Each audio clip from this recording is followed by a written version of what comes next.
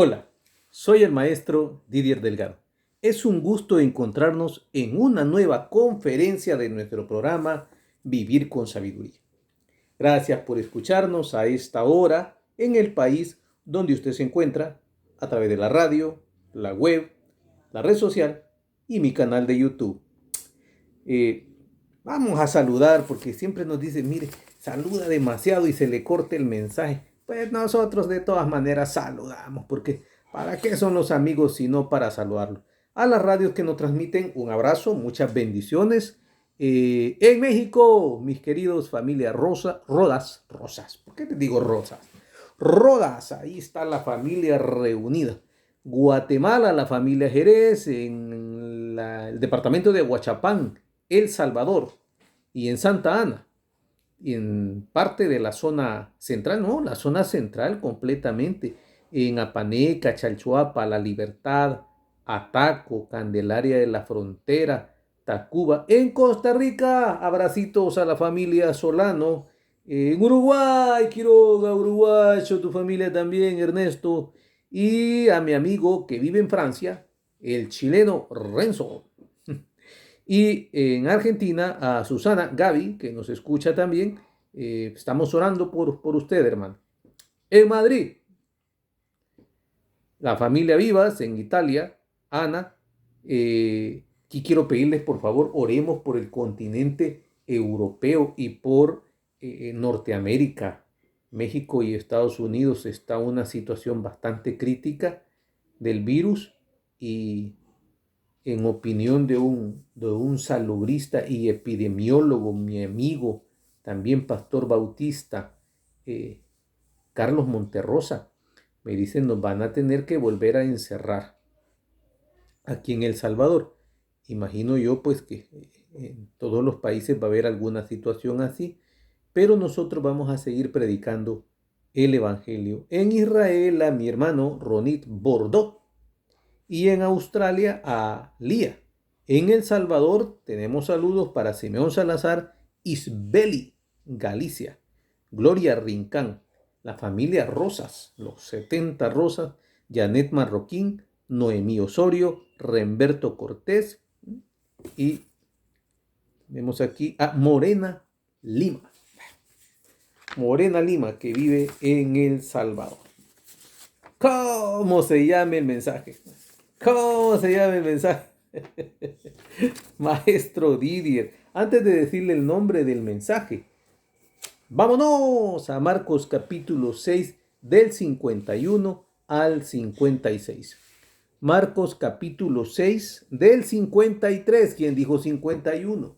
Del 53 al 56. Está la hermana Juanita diciendo, usted lo dijo, hermano Didier. Pues sí, yo lo dije, pero dicen que dicen por decir, hermano, porque no saben como yo lo que es leer la escritura, cómo no, los hermanos saben. Vamos, entonces Marcos capítulo 6, del versículo 53 al 56. ¿Cómo dice que dijo? Marcos capítulo 6, del versículo 53 al versículo 56. Hay hermanos que nos mandan sus sonrisas ahí por los chascarrillos que mencionamos. Como uno es bien gozoso. Marcos 6, hermana, por Dios, Marcos capítulo 6, del 53 al 56. Parece el rango de edad en el que nos encontramos muchos. Gracias a Dios hemos vivido. ¿Cómo se llama el mensaje hoy? Sí, ¿cómo se llama el mensaje, maestro Didier? El mensaje se llama El jardín de las riquezas. El jardín de las riquezas. El jardín de las riquezas.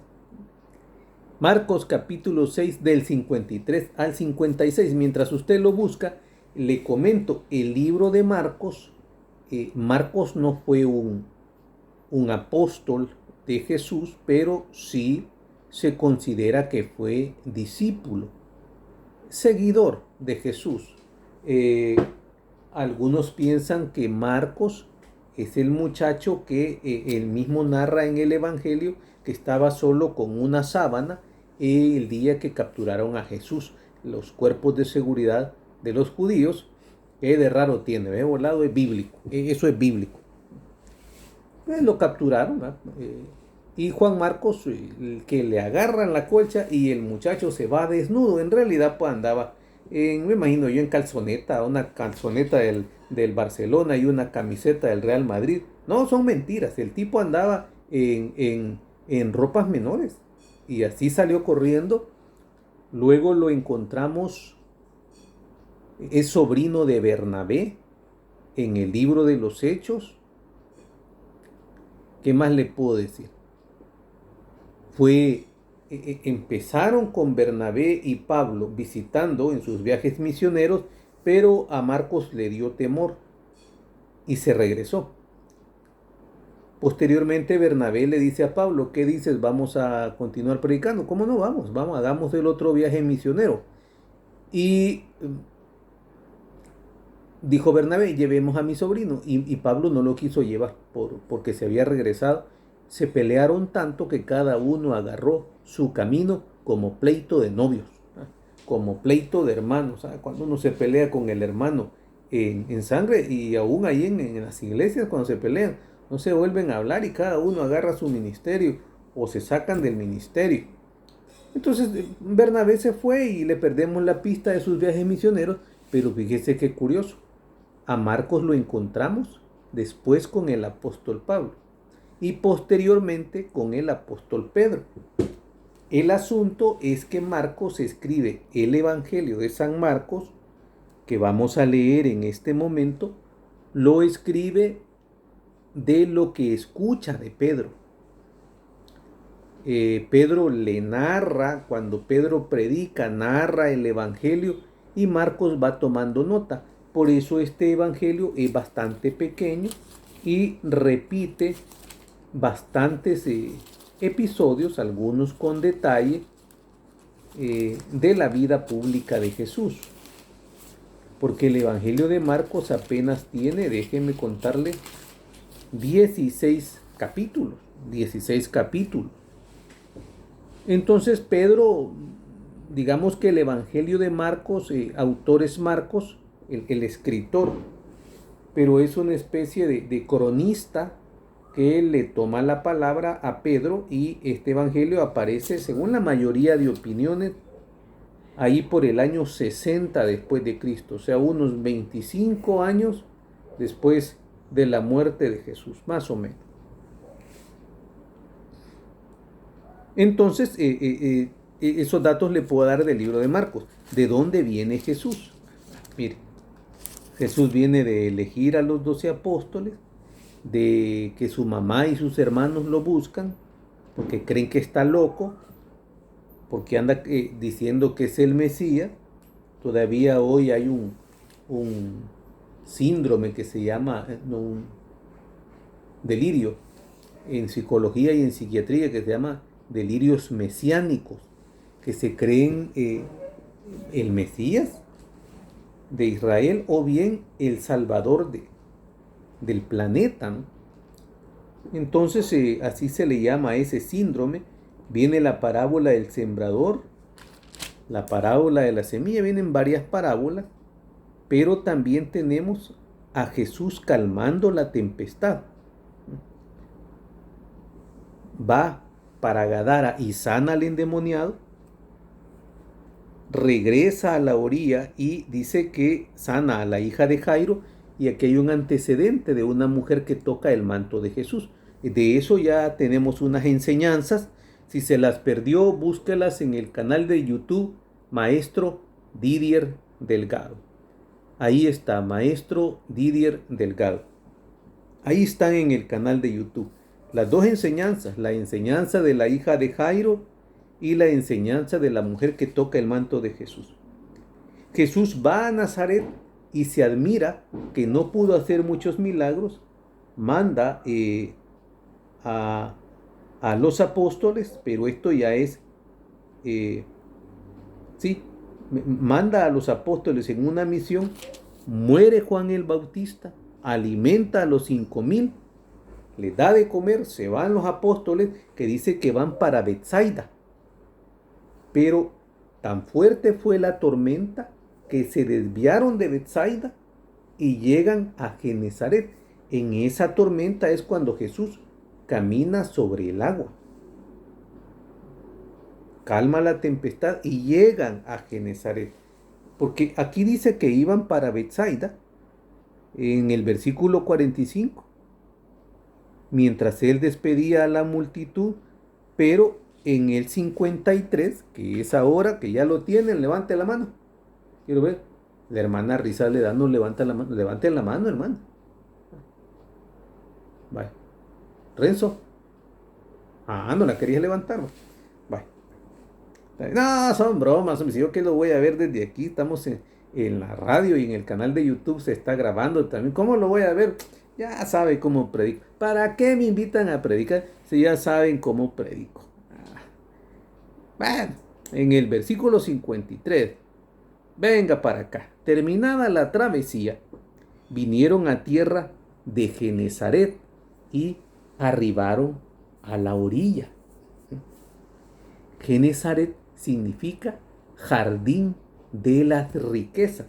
Y por eso esta enseñanza se llama así, jardín de las riquezas. Hay que ponerle unos nombres diferentes porque la gente a veces anda buscando temas en internet y de paso se encuentra con esta enseñanza. Y si usted nos ha sintonizado por casualidad, mire, quédese, esta enseñanza es para usted. La enseñanza dura 30 minutos y ya solamente nos faltan 18 minutos. Entonces, ¿por qué se llama así la enseñanza? Es el jardín de las riquezas. Genezaret es todavía e históricamente la zona más fértil de Israel. Además, Genezaret era una especie de zona que se daba para el comercio y había mucho en la época de Jesús, mucho extranjero que venía y mucho viaje, mucho intercambio comercial y cultural. Recuerde usted que estamos en las orillas del mar de Galilea o el lago de Genezaret. También se le conoce como el mar de Tiberias o de Tiberíades. Y por ahí hay una ciudad también que así se llama. Es un punto de comercio. Y Jesús se le conoce como el Galileo. Por lo tanto, Jesús no era extraño en la zona. Él conoce el lugar y lo conocen a él. Pues termina la travesía. Jesús viene de andar sobre el mar. Hágame el favor. Y vienen a la tierra. Literalmente, cuando decían vamos a Genezaret, decían vamos al jardín de la riqueza. Y hoy conversábamos con mi esposa tomando un café con pan, tan agradable que es esa sensación. Yo me imagino que en el cielo quizás va a haber café. Yo no sé si va a haber pan dulce, pero ojalá que haya porque a mí me encanta. Yo eso del vino, no, hay quien le gusta. Y hay quien lo toma por salud, por problemas cardíacos, está recomendada una copa. Dice el hermano Didier que tomemos vino todas las... No, yo no le estoy diciendo nada, yo estoy diciendo lo que dicen los médicos, ¿no? Pero a mí me encanta tomar café, ¿no? Un buen café. Si uno se va a envenenar, hay que envenenarse bien. El café de buena calidad. Entonces, Jesús llega a tierra de Genezaret. Cuando decían, vamos a Genezaret, la gente decía el jardín de las riquezas. Y hoy hablábamos con mi esposa tomándonos un café. Le decía yo, mira, uno es creyente. Y si yo soy bueno con mis hijos, que soy malo, soy un humano, que soy malo, imagínate tú ser hijo de Dios. Y nosotros somos hijos de Dios y podemos pedirle a Dios. Y podemos vivir en la tierra de Genezaret. Podemos vivir en el jardín de la riqueza. ¿Se acuerda del jardín del Edén? Ah, pues era un jardín. El huerto del Edén. Ah, pues era un jardín de riquezas. Y aquí están en Genezaret y Jesús viene a esa tierra. Y nosotros deberíamos también bajar de la barca con Jesús. Y saliendo ellos de la barca, enseguida la gente le conoció. Jesús era un predicador exitoso. Arrastraba multitudes. Pero porque, como bien lo dice Pablo en el libro de Corintios, estoy leyendo el libro de Corintios, estoy estudiando para mi persona y más adelante para ustedes, en qué consiste tener la mente de Cristo. ¿En qué consiste eso? Estoy muy intrigado, he escuchado varios estudios, he leído varios estudios y estoy yo leyendo varias versiones. Está muy bonita la enseñanza. Mire, estudiar la Escritura, ya de por sí, estudiar las Sagradas Escrituras, eso es una tierra de riquezas, eso es un jardín de riquezas.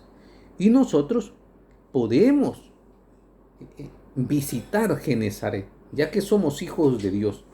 Recorriendo toda la tierra de alrededor, comenzaron a traer de todas partes enfermos en lechos a donde oían que estaba. Mire,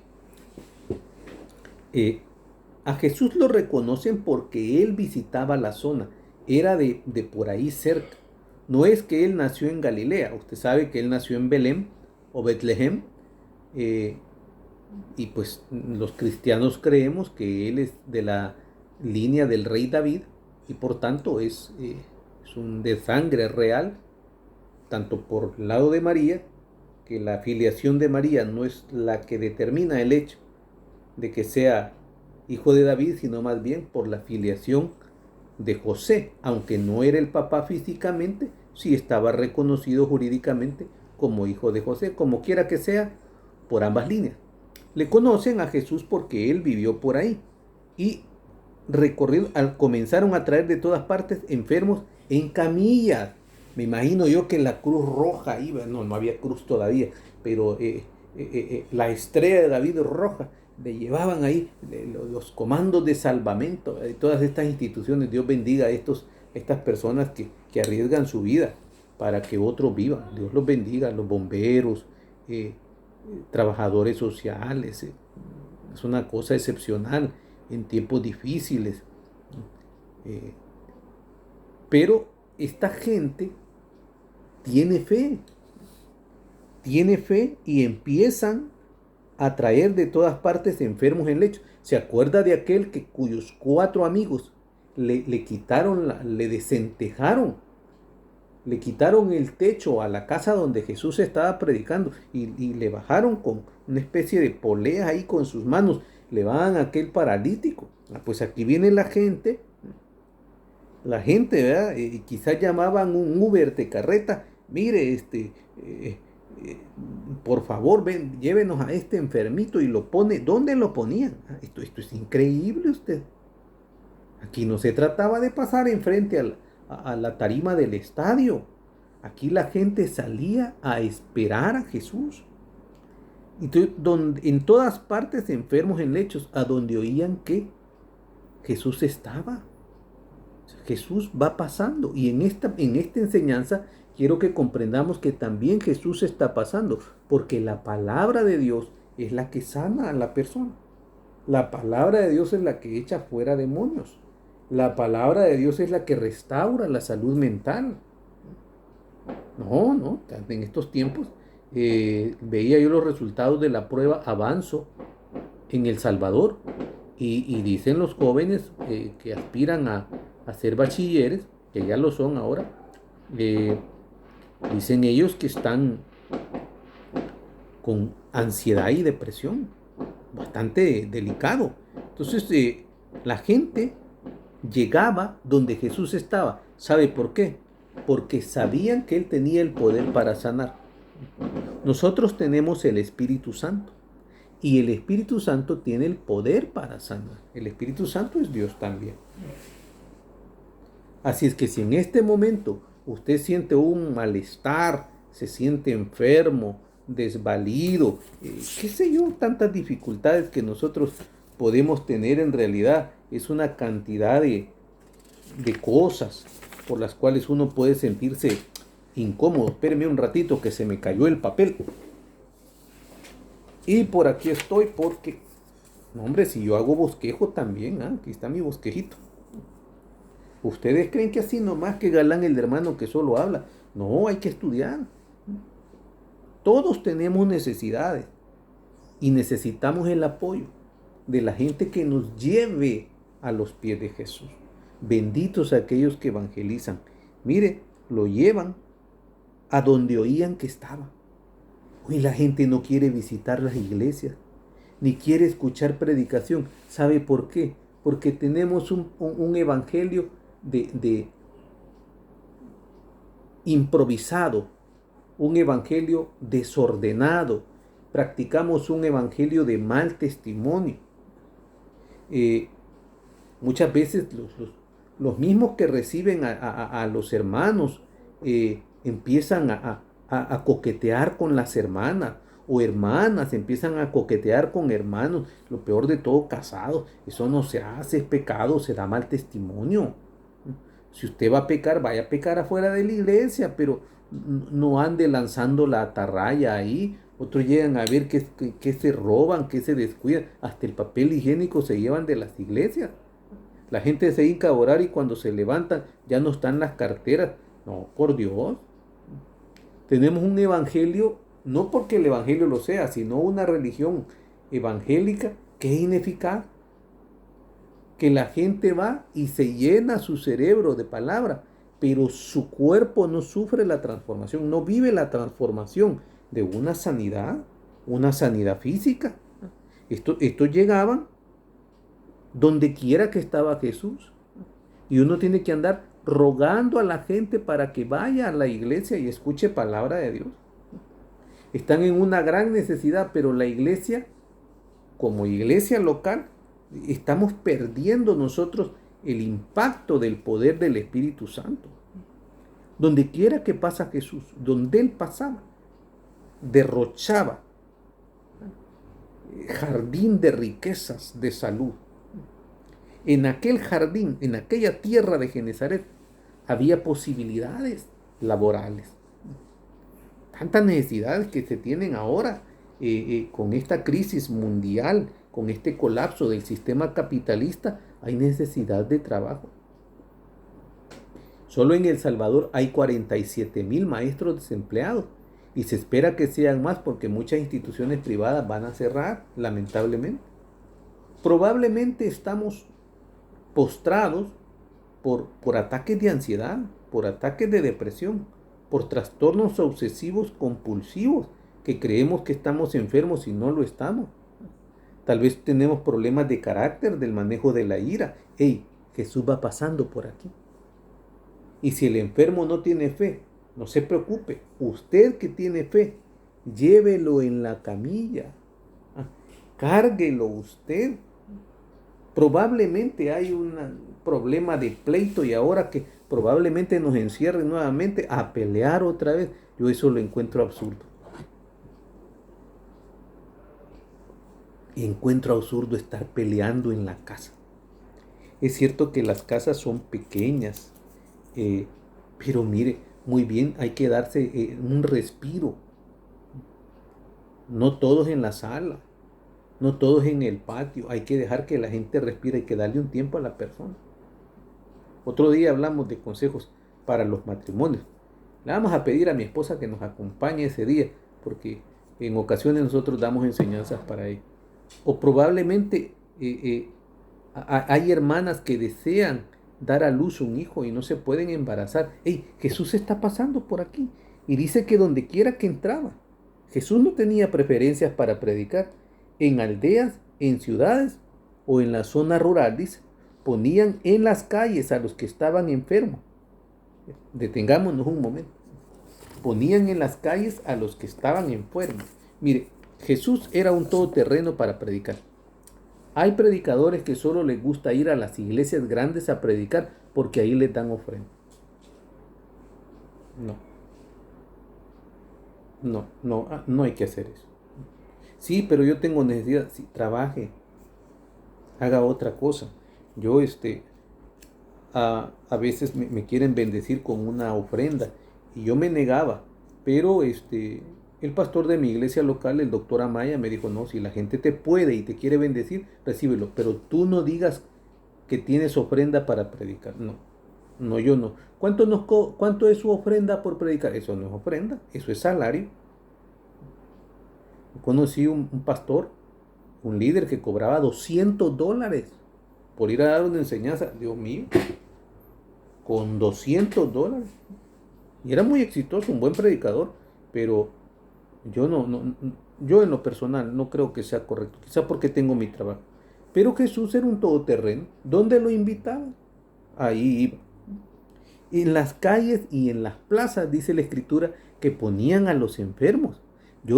Esto me hizo recordar a Pedro, que ponían a los enfermos para que le diera la sombra de Pedro. Ay, nosotros no somos ni la sombra de Pedro. Si fuéramos la sombra de Pedro, ¿no habrían enfermos usted? ¿No habrían enfermos? Y luego dice que le rogaban que les dejase tocar siquiera el borde de su manto. Para mí que esta gente presenció anteriormente el milagro de la mujer que tenía aquel flujo de sangre. Entonces a esto se les ocurrió una manera de sanar. ¿Qué era lo que le querían tocar a Jesús? Su manto de oración. El judío, el maestro, tenía un manto de oración en el cual en las orillas él anudaba textos. Por eso dice, átalas a tu cuello, escríbalas en tu corazón. Era unos nudos donde habían partes de las Sagradas Escrituras. Y me acuerdo de Pablo, que Pablo oraba y cuando se secaba ya le habían robado el pañuelo porque se lo iban a poner a los enfermos y los enfermos sanaban. Dios me guarde, si se llevan un pañuelo de nosotros los predicadores ahora, capaz le mandamos el virus porque andamos apestados. No digo yo que un siervo de Dios no se puede enfermar, ¿cómo no? Yo mismo he estado un poco maltratado de la garganta, ¿verdad? Pero estorbado, como dice la hermana Juanita, pero todo sea para la honra y gloria del Señor. Entonces, nos dice por acá, estamos terminando, le rogaban que les dejase tocar siquiera el borde de su manto, y todos los que le tocaban quedaban sanos. Probablemente no tengamos una carencia de salud. Probablemente lo que necesitamos es que nuestros hijos dejen de pelear o que nos lleguen a visitar. Pues esta es la tierra y este es el jardín de las riquezas de Jesús. Jesús está en Genezaret y usted también está escuchando esta enseñanza. Usted también está en este momento en el jardín de las riquezas del Señor. Probablemente nos esté escuchando en una prisión. Y en el jardín de las riquezas del Señor también hay libertad. Hay oportunidad de liberarnos de cadenas. Probablemente tiene vecinos molestos, incómodos. O probablemente la salud espiritual es la que nos está maltratando. Quizá nunca hemos recibido al Señor Jesús como nuestro Salvador. Y este es un buen momento porque Él está pasando por el jardín de la riqueza. Es el jardín del Señor. Hay milagros por todos lados. El que estira la mano y le toque el manto al Señor, ese puede sanar hoy. Ese puede satisfacer su carencia. Ese puede ser salvo. ¿Puede creerlo conmigo? Puede darle gracias a Dios. Señor bendito, gracias. Porque nos has traído al jardín de las riquezas. Encomiende su petición en este día al Señor. Económica, política, social, de estudios. Hay jóvenes que están terminando su semestre. Quizás necesitan riqueza en sus notas. Hoy es el momento. Jesús ha venido, ha desembarcado en Genezaret. Jesús se encuentra ahora en el jardín de la riqueza y nosotros estamos escuchando esta enseñanza también en el jardín de la riqueza. ¿Por qué no estira su mano? Toca el manto del Señor, ese manto precioso de oración.